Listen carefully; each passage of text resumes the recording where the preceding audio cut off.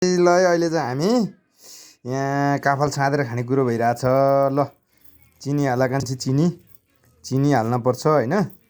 काफल छान्ने कुरो भइरहेछ। खोल्यो नि यहाँ चम्चा चाहिँ त टक्क चम्चा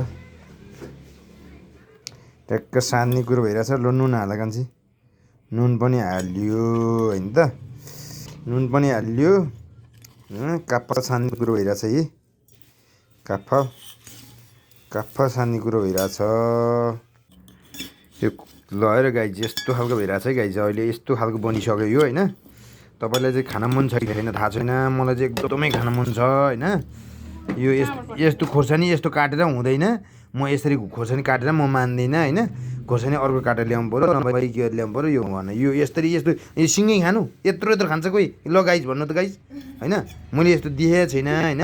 यस्तो हुँदैन। यस्तो खोर्सानी हालेर काफल पनि खाँदैन काटेर पिसेर खाने हो। ल हुँदैन। ल गाइज यस्तो खालको तयार भयो। अब यसलाई खास चाहिँ चिनी नुन अनि खोर्सानी हाल्यो। अब यसमा के हाल्नुपर्छ गाइज लु भनिहाल्नु त। नत्र यो भन्दै हाल्नु पनि हालेर खानु पऱ्यो नत्र भोलि हाल्नु पर्ला। ल टक्क यस्तो खालको बन्यो गाइज होइन। ल चाखौँ गाइज चाखौँ। यो काफल चाहिँ रुखबाट टिपेर ल्याएको हो होइन। अब यो कसले ल्याएको भन्दा मान्छेले ल्याएको हो होइन।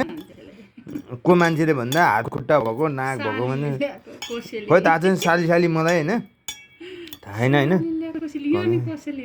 त्यो थाहा छैन यो नि सोनी थाहा भएन होइन। तर यो काफल चाहिँ खाने हो थाहा भएन। यो अर्काले बनाएपछि त उयो पनि खान तयार हुँदो रहेछ। यत्रो दिनभरि बसेर खाइन अहिले चाहिँ आएर आमामा खुब